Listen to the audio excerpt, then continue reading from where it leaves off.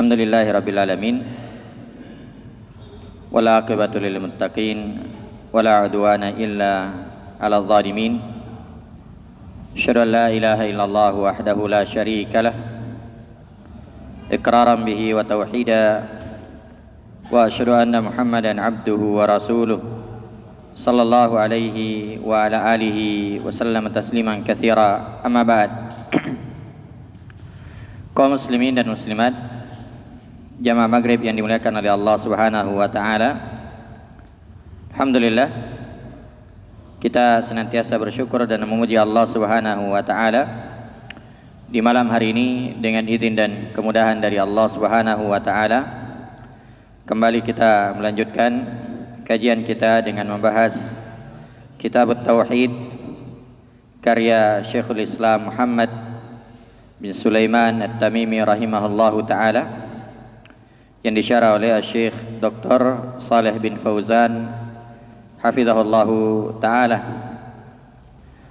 Dan kita masih dalam pembahasan bab majaa fir ruqa wat tamaim, tentang masalah ruqyah dan tamimah, masalah ruqyah dan jimat-jimat. Pada pertemuan sebelumnya, alhamdulillah kita telah mengambil hadis yang pertama dari bab ini, yaitu hadis yang diriwayatkan oleh Imam Al-Bukhari dan Muslim dari sahabat Abu Bashir Al-Ansari radhiyallahu anhu, bahwasanya beliau pernah bersama dengan Rasulullah sallallahu alaihi wasallam di sebagian perjalanan. Maka Nabi sallallahu alaihi wasallam mengutus utusan untuk mengumumkan kepada manusia bahwasanya tidak boleh ada kalung yang dikalungkan pada leher onta, ya, baik itu yang terbuat dari tali busur atau selainnya, kecuali harus dilepaskan. Sebab itu termasuk perkara yang bisa mengantar kepada kesyirikan. Apalagi kalau diyakini itu bisa menolak mudarat dan mendatangkan manfaat, maka itu adalah kesyirikan. Kemudian hadis selanjutnya, kata beliau rahimahullahu taala, wa an Ibnu Mas'ud radhiyallahu anhu qala sami'tu Rasulullah sallallahu alaihi wasallam yaqul innar ruqa wat tamaima wat tiwala syirkun, rawahu Ahmad wa Abu Dawud. Dari Ibnu Mas'ud radhiyallahu taala anhu, Abdullah bin Mas'ud termasuk salah satu dari sahabat yang mula-mula masuk Islam, ya, termasuk dari as-sabiqun al-awwalun. Beliau memiliki banyak keutamaan. Beliau berkata, saya mendengar Rasulullah sallallahu alaihi wasallam bersabda, innar ruqa wat tamaima wat tiwala syirkun. Sungguhnya ruqyah, tamimah itu jimat, wat tiwala pelet, ya, tiwala ini ya mungkin lebih sederhananya diartikan pelet. Nanti akan disebutkan definisinya apa itu tiwala. Ya, mungkin paling cocok ya di masa sekarang adalah ya pelet. Ya, sungguhnya ruqyah, ya, jimat, pelet, ini semuanya adalah kesyirikan. Walaupun ruqyah nanti akan dirinci. Ya, ada ruqyah yang dibolehkan, ada ruqyah yang tidak dibolehkan. Ada berapa syarat ruqyah yang dibolehkan? Ada 3. Yang pertama, harus dipahami maknanya dari Al-Quran atau dari hadis-hadis Nabi sallallahu alaihi wasallam. Yang kedua, tidak menyelisihi makna syariat. Yang ketiga, tidak meyakini bahwasanya ruqyah itu yang memberi manfaat, tapi itu hanya sebab. Yang menyembuhkan adalah Allah Subhanahu wa taala. Jadi ruqyah itu hanyalah sebab. Nah, jadi ruqyah ini ada rinciannya nanti. Dia akan terbagi 2. Taib. Ya, kata beliau, sungguhnya ruqyah, tamimah, tiwalah termasuk kesyirikan. Hadis ini diriwayatkan oleh Imam Ahmad dan Abu Dawud. Secara global, mana hadis ini? Kata pensyarah hafizahullah taala, anna Rasulullah sallallahu alaihi wasallam yukhbiru anna isti'mala hadhihi al-asya'i liqasdi daf'il madarri wa jalmil masalih min 'indi ghairillahi syirkun. Min 'indi ghairillahi syirkun billah li'annahu la yamliku daf'ad darri wa jalbal khairi illa Allah subhanahu. Wa hadzal khabaru ma'nahu an-nahyu an hadza al-fi'l. Kata beliau, di dalam hadis ini Rasulullah sallallahu alaihi wasallam mengabarkan bahwasanya penggunaan beberapa hal yang disebutkan tadi, penggunaan jimat, penggunaan pelet, ruqyah yang mengandung kesyirikan, ini semua kalau dimaksudkan untuk menolak mudarat atau mengambil maslahat, mendapatkan kebaikan, mendapatkan manfaat dari selain Allah Subhanahu wa taala, maka ini kesyirikan. Jadi jimat-jimat yang dipakai, baik itu gelang, bentuk-bentuk gelang atau bentuk-bentuk kalung misalnya, atau diikatkan di pinggang atau disimpan di dompet, ini semua adalah bentuk kesyirikan kepada Allah Subhanahu wa taala. Kenapa? Karena tidak ada yang kuasa, tidak ada yang berkuasa untuk menolak mudarat atau mengambil, memberi kebaikan illallah subhanahu, kecuali Allah Subhanahu wa taala. Karena itu kita hanya bertawakal kepada Allah, yang tentunya dengan menempuh sebab-sebab, tapi sebab itu adalah sebab syar'i, bukan sebab yang mengandung kesyirikan. Bukan sebab yang mengandung kesyirikan. Seperti misalnya pakai jimat, itu ya ada menempuh sebab, tapi itu sebab yang tidak dibolehkan. Kenapa? Karena itu sebab yang mengandung kesyirikan. Tapi kalau sebab itu adalah sebab yang syar'i, ada dalilnya dari Al-Quran, atau misalnya dari sisi qadari, maka tidak ada masalah. Tidak ada masalah. Tapi kalau dari sisi syar'i, dari sisi qadari tidak ada, maka ini tidak dibolehkan.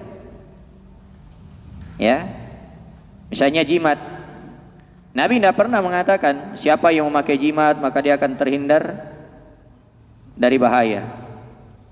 Kan tidak ada. Dari sisi qadari tidak ada hubungannya antara jimat dengan bahaya. Beda kalau misalnya saya ada paku, saya tancapkan di sini kemudian saya pukul, itu ada sebab qadari, pasti masuk. Itu pasti masuk. Nah, itu sebab qadari namanya. Adapun ini tidak ada.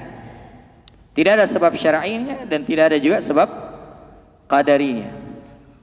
Nah, maka tidak ada yang berkuasa untuk menolak mudarat atau memberi manfaat kecuali Allah Subhanahu wa ta'ala. Makanya kalau kita keluar rumah baca doa. Bismillah tawakkaltu 'ala Allah la haula wala quwata illa billah. Sudah. Ya.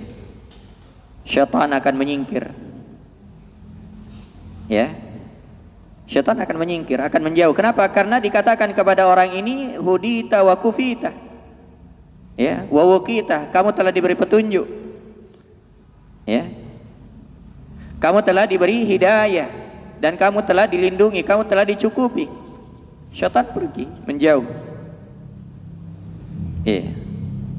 Itu bagi orang yang senantiasa membaca ya zikir sebelum ya keluar dari rumahnya. Wa hadzal khabaru ma'nahu an-nahy. Ini khabar berita tapi dia bermakna larangan. Ya, bermakna larangan dari perbuatan ini. Jadi memang dia berita dari Nabi sallallahu alaihi wasallam. Kata Nabi innar ruqa. Ya. Nabi tidak mengatakan jangan kamu pakai ya ruqyah misalnya, jangan kamu pakai jimat, jangan kamu, enggak, Nabi tidak mengatakan begitu. Tapi Nabi mengabarkan, tapi kabar ini, berita ini ya ma'nahu an-nahyu an hadzal fi'l. Dia bermakna larangan dari perbuatan ini. Kenapa? Karena mengandung kesyirikan. Dan yang namanya kesyirikan itu dilarang oleh Allah Subhanahu wa taala, perkara yang diharamkan. Ya. Jadi walaupun dia bermakna ya dia dalam bentuk ya berita, tapi ini bermakna larangan dari Nabi sallallahu alaihi wa ala alihi wasallam. Ya, karena hal ini adalah perkara yang diharamkan oleh Allah Subhanahu wa taala. Nah, kemudian babnya adalah ya bab tentang ruqyah dan tamimah. Apa munasabah? Apa hubungan antara bab ini dengan dalil yang dibawakan oleh penulis ya rahimahullahu taala? Kata mensyarah, munasabatul hadits lil bab anna fihi bayana anna isti'mala hadhihi al-asya'i al-madhkurati syirkun yukhillu bit tauhid. Ya. Bahwasanya di dalam hadis ini terdapat penjelasan bahwa penggunaan apa yang disebutkan tadi berupa jimat ya, pelet ya, ruqyah mengandung kesyirikan ya, itu adalah kesyirikan. Kenapa? Yukhillu tauhid. Itu adalah hal yang merusak ya tauhid. Ya, hal yang merusak tauhid. Nah, anggaplah misalnya dia pakai jimat, ya pasti akan berkurang ketawakkalannya. Ya. Karena itu bersandar kepada selain Allah, ada yang menafikan tauhid dari asalnya dan ada yang menafikan kesempurnaan tauhid. Ya. Jadi bersandar kepada selain Allah, itu ada yang menafikan apa? Aslut tauhid. Pokok dari tauhid. Berarti ini syirik besar. Ya. Misalnya bersandar kepada kuburan, penghuni kubur, ya, minta kepada penghuni kubur. Ya, ini menafikan apa? Tauhid. Ya, menafikan tauhid. Dan ada yang menafikan apa? Kesempurnaan tauhid. Itulah syirkul asghar. Ya. Kalau yang menafikan asal tauhid, itu syirik akbar. Ya, syirik besar. Nah, kemudian dari faedah hadis ini yang pertama, al-hatsu ala siyanatil aqidati amma yukhillu biha wa in kana yata'atahu katsirun minan nas. Di dalam hadis ini terdapat al-hath, dorongan. Ya. Motivasi untuk menjaga akidah. Sebagaimana dalam ya faedah sebelumnya, ya, tablighun nasi ma yasunu aqidatahum, menyampaikan kepada manusia apa yang bisa menjaga akidah mereka. Ya, Nabi sallallahu alaihi wasallam mengutus utusan, ya, untuk menyampaikan kepada manusia, ya, apa-apa yang diikatkan di leher-leher onta kemudian itu diyakini, ya, bisa menangkal musibah, menangkal, ya, bahaya, itu diputus semua. Ya, ini Nabi utus manusia untuk menyampaikan, ya, mengutus utusan untuk menyampaikan manusia akan hal tersebut. Supaya apa? Ini untuk menyampaikan mereka apa yang bisa menjaga akidah mereka. Kenapa? Karena musibah yang paling besar itu adalah musibah yang menimpa akidah, musibah yang menimpa agama. Ya, kenapa?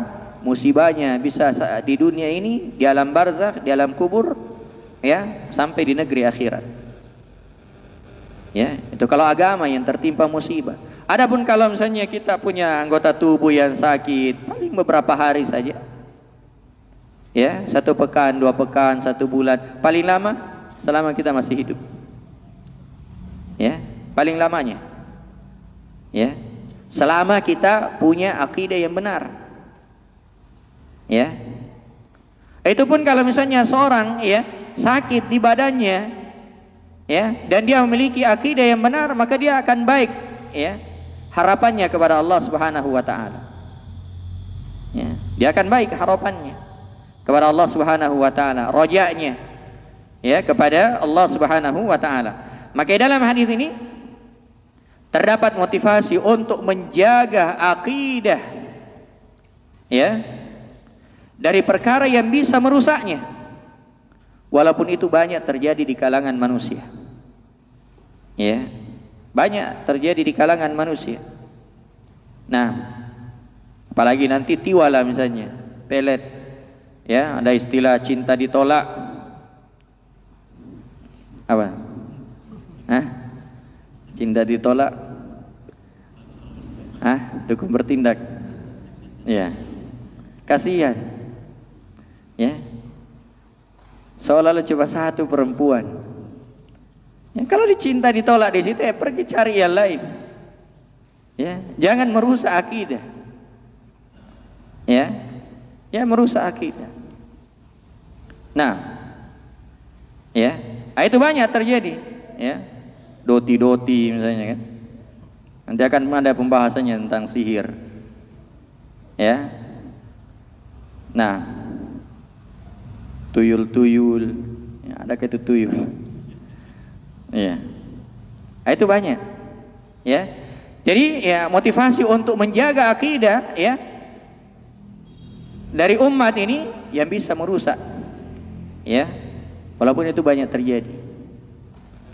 Ya, sebab jamaah yang dimuliakan oleh Allah Subhanahu wa taala, sekali lagi, kalau tauhid yang rusak, ya, maka itu bisa menyebabkan kesengsaraan di dunia dan di akhirat.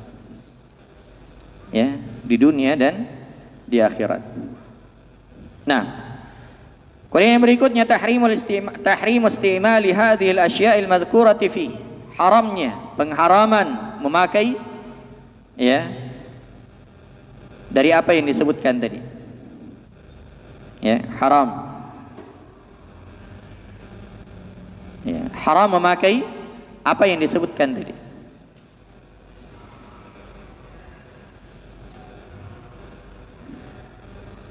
Saya punya apa? Baik. Ya, pengharaman untuk, ya, memakai apa yang disebutkan tadi dari jimat dan selainnya. Kemudian yang ketiga, anna hadhihi tsalatsal madhkurata syirkun min ghairi istisna. Ya. 3 perkara tadi yang disebutkan tadi itu semuanya adalah syirik tanpa ada pengecualian.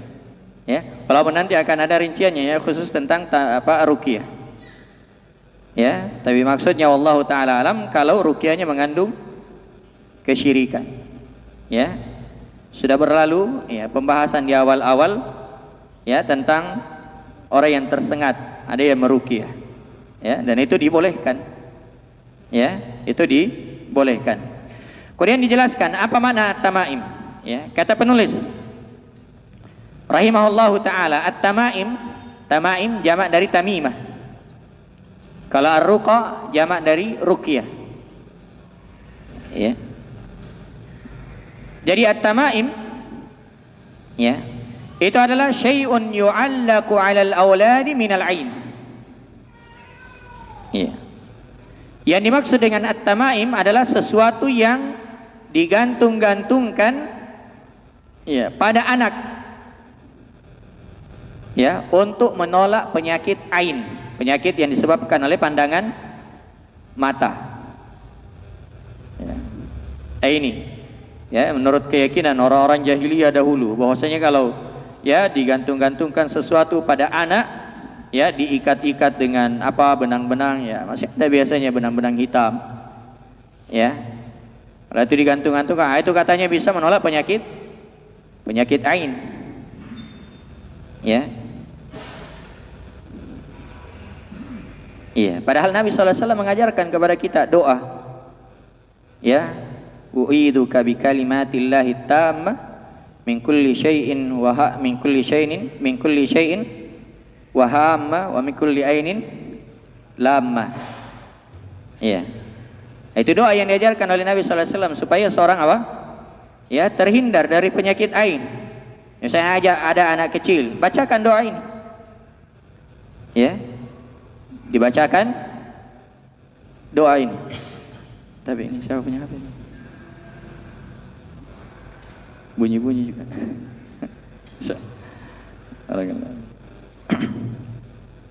Taib. Jadi ini ya tamaim, sesuatu yang diikatkan pada anak untuk menolak penyakit ain. Kata beliau. Lakin ya, jadi kalau ya, Syekh Shalih bin Fauzan hafizahullah menyebutkan di bawah ai bi'anaqis sibyan. Nah, biasanya di leher anak kecil. Ya, itu umumnya, ada juga kadang di pinggangnya. Ya, ada juga kadang di pinggangnya. Baik. Lakin idza kana al-mu'allaqu min al-Qur'ani farakhasa fihi ba'du salafi wa ba'duhum lam yurakhis fihi wa yaj'aluhu min al-manhiyyi anhu minhum Ibnu Mas'ud radhiyallahu anhu.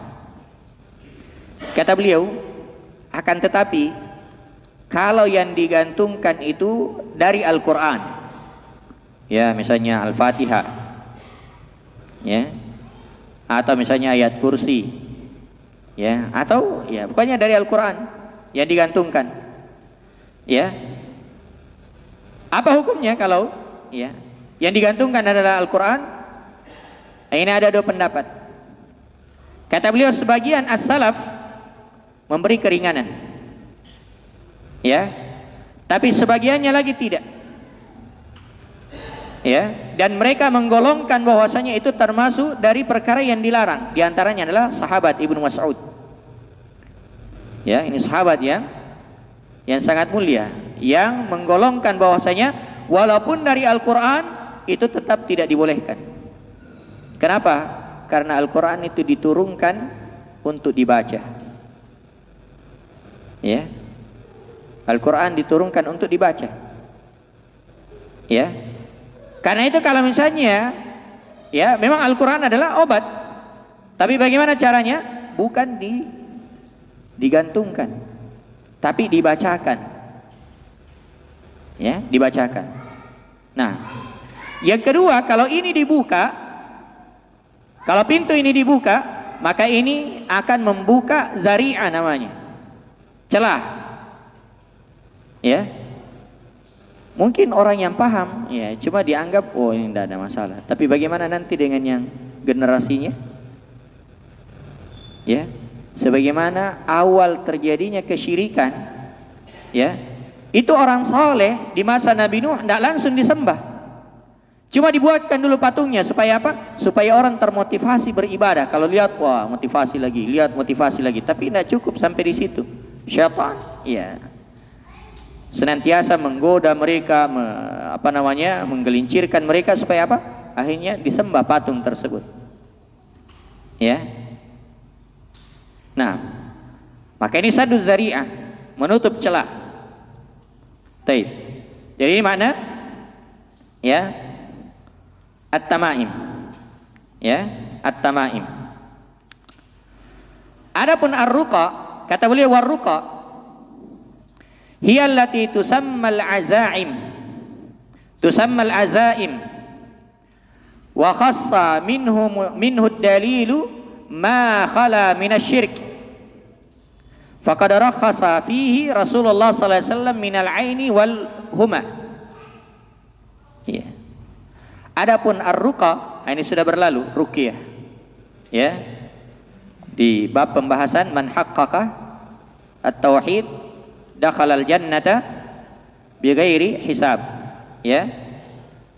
Nah, ar-ruqa adalah apa yang disebut dengan azaim, azimat, ya, bacaan-bacaan, jampi-jampi. Ya, jampi-jampi. Ya. Dan dalil membolehkan selama apa? Khala minasyirik, ma khala minasyirik. Selama bebas dari kesyirikan. Itu boleh. Ya, boleh kalau lepas dari kesyirikan. Ya, kalau tidak bekerja sama dengan jin, ya. Tapi kalau ya perukiahnya kerjasama dengan jin, maka ini tidak boleh. Ya, dia minta bantuan kepada jin. Ya, ini tidak boleh. Kenapa? Itu mengandung kesyirikan. Ya, karena itu Rasulullah SAW memberi keringanan. Ya, dari ruqyah ini atau ruqyah ini dari apa? Minal ain. Dari penyakit yang disebabkan oleh pandangan mata, demikian juga wal humah, ya, yaitu sengatan, ya, sengat kalajengking atau apa, nah, itu boleh, ya, sebagaimana yang dilakukan oleh sahabat kepada seorang kepala suku, ya, dibacakan al-fatihah, ya, sembuh, ya, sembuh. Nah, ini ruqyah, ya. Wattiwala, adapun tiwala syai'un yasna'una yaz'umuna annahu yuhabbibul mar'ata ila zawjiha war rajula ila imra'ati. Adapun at-tiwala, tiwala adalah sesuatu yang dibuat, ya, sesuatu yang mereka bikin, yang mereka sangka, ya, yang menurut sangkaan mereka itu bisa menyebabkan seorang wanita cinta kepada suaminya, atau seorang laki-laki cinta kepada istrinya. Nah, ini tiwalah. Ya, misalnya ada seorang istri, dia, ya, kenapa ini suami saya selalu terlambat pulang ini, ya. Nah, biasanya, ya, sebelum maghrib sudah pulang, ini sudah isya baru pulang. Ya, akhirnya curiga, datang. Ya, datangilah tempat atau seorang, hanya dikasih, ya, apa? Ini tiwala. Ya, supaya apa? Supaya suaminya semakin cinta kepadanya.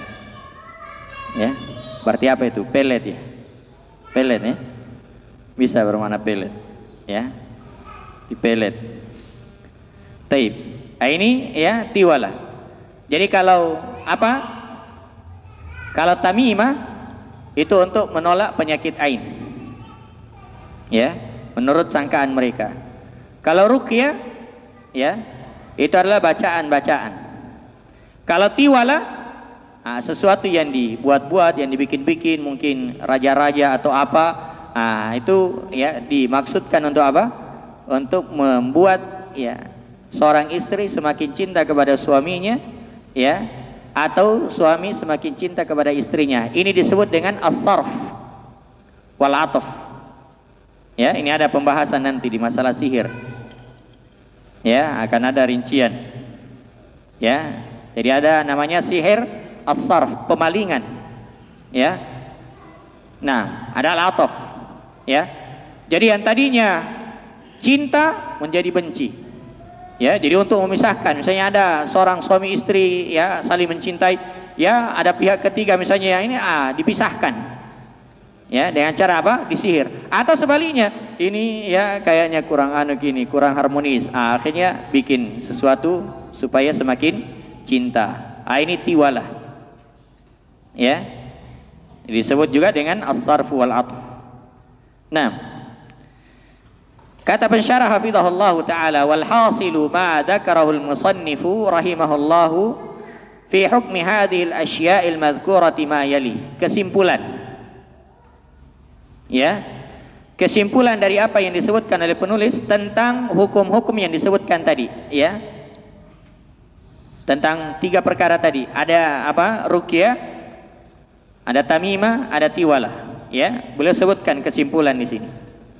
Kata beliau, anna ruqyata tanqasimu ila qismain, ya, bahwasanya ruqyah itu terbagi 2,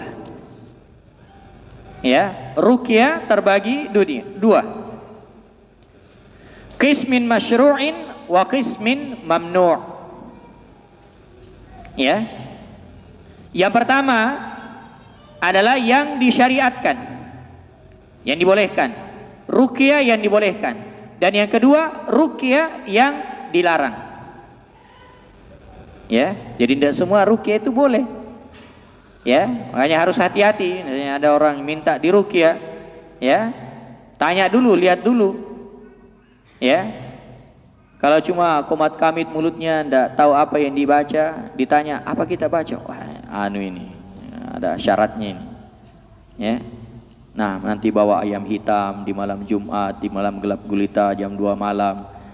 Ya. Nah, baru dikasih bacaan-bacaannya. Wah, ini enggak. Ya.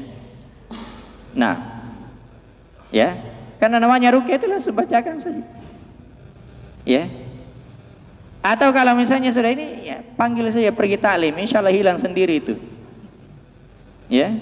Syekh Abdullah Al-Qarawi rahimahullahu taala ketika beliau masuk di Saudi Arabia Selatan, ya, banyak sihir di sana tersebar. Beliau tidak sibuk meruqyah, tapi beliau mengajarkan manusia tauhid. Akhirnya apa? Sihir itu hilang dengan sendirinya. Ya. Coba kalau diruqyah, ya, berapa orang yang mau diruqyah? Ya, nah, ya pulang, ya ustadznya masuk lagi jinnya. Ya, kenapa? Karena orangnya sendiri yang tidak punya benteng.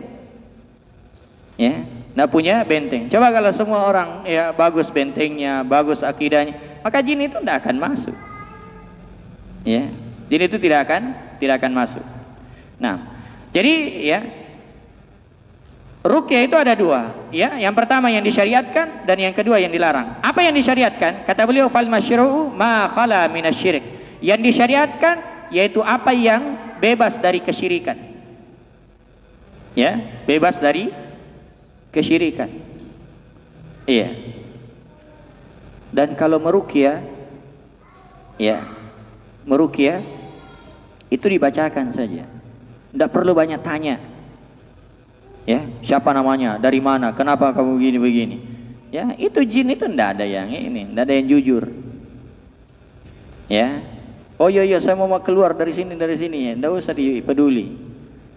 Ya. Nah, tidak usah dipeduli. Ya, itu kalau meruqyah. Yang kedua, tentang ruqyah. Ruqyah itu, orang yang meruqyah itu seperti orang yang main pedang. Kalau orang lihai main pedang, baru pegang pedang, musuh sudah takut. Woi, ini bagus caranya main ini. Pegang pedang. Ya, bahaya. Ya. Tapi kalau tidak, ya baru pegang, gemetar, jatuh sendiri pedangnya kepadanya. Maka sama dengan ruqyah. Ya. Orang meruqyah baca tapi tidak yakin, akhirnya ikut juga baca. Ya. Jinnya bilang, "Jamak, saya hafal juga itu ayat." Iya. Nah, itu tergantung keyakinan seorang di dalam meruqyah. Bagaimana ketika seorang itu, ya, meruqyah. Yang ketiga yang saya ingin nasihatkan, ruqyah itu mudah. Baca saja ayat, semua ayat di dalam Al-Quran, ya, bisa dibaca. Karena wa nunazzilu minal Qur'ani ma huwa syifaa'un wa rahmatul lil mu'minin. Mulai dari surah Al-Baqarah dan seterusnya sampai akhir. Ya, makanya ruqyah itu sangat mudah. Tapi ingat, jangan sampai karena bisa meruqyah Anda sibuk jadi peruqyah, tidak bisa, ya, tidak pernah lagi hadir taklim. Ya. Di mana si fulan? Oh ya, ini itu ada di daerah, pergi meruqyah. Ya. Ini ikhwah, jangan. Ya, jangan dijadikan profesi. Ya, tapi kalau ada orang yang misalnya butuh, ya, enggak apa-apa, ruqyah. Ya, ruqyah. Tapi kalau jadikan profesi, ini hal yang, ya, karena banyak juga orang seperti itu. Ya, pintar meruqyah, ya. Tadinya sering taklim, ya, begitu ini banyak panggilan pergi meruqyah. Allah musta'an. Nah, kalau saya tidak salah, Syekh Mukbil rahimahullahu taala beliau mengatakan saya tidak pernah meruqyah. Ya, sibukkan diri dengan ilmu. Iya. Taib. Yang kedua, wal mamnu' maka nafihi syirkun, yaitu apa yang mengandung kesyirikan, itu yang dilarang. Kemudian yang kedua, anna tamaima tanqasimu ila qismain.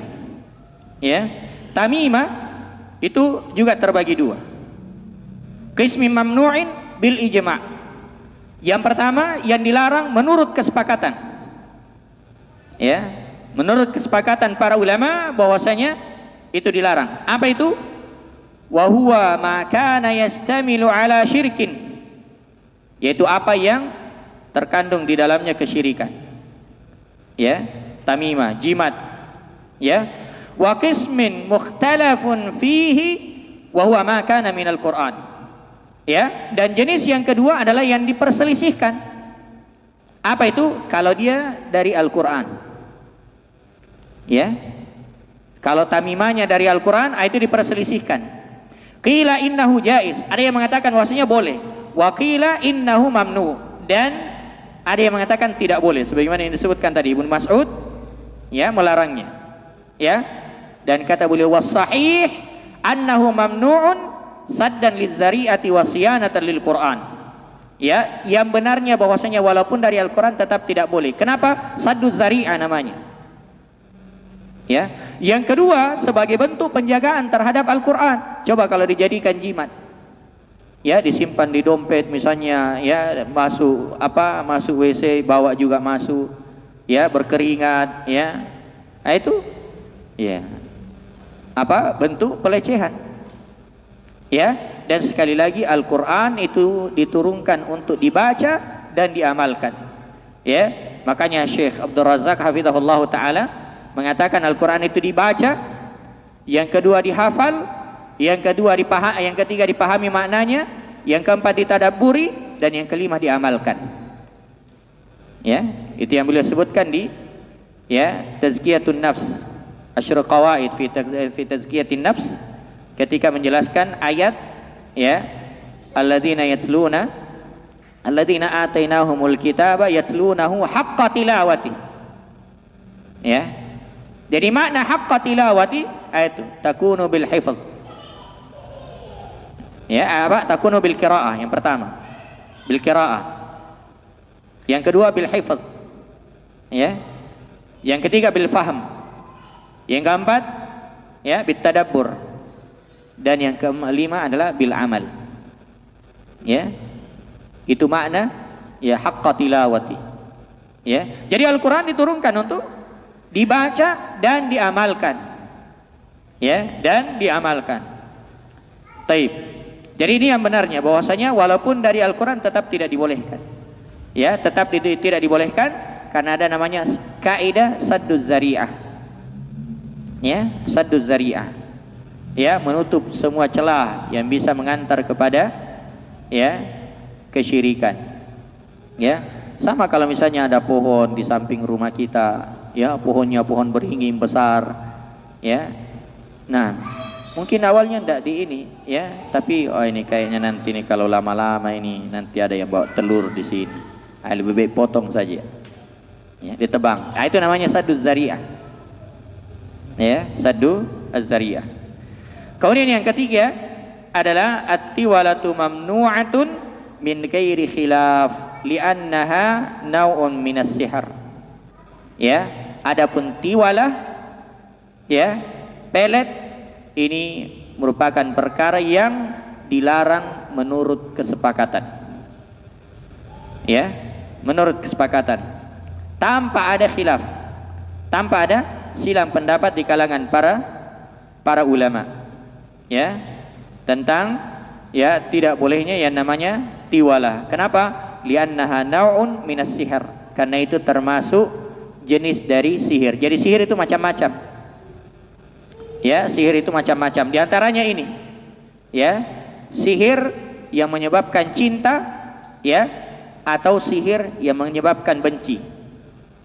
Ya, menyebabkan benci. Jadi ada orang yang saling mencintai, ya, dipisah.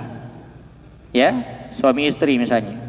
Ya, ada orang yang tadinya tidak suka, ya, digabungkan dengan apa?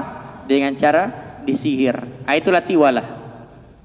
Ya, itulah tiwalah. Ya, kalau ini ya disebut dengan pelet.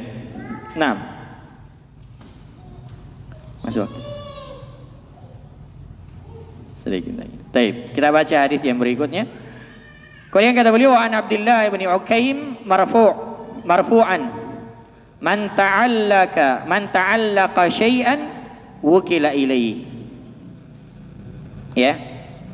Dari Abdullah bin Ukaim rahimahullahu ta'ala radhiyallahu ta'ala anhu secara marfu. Ya.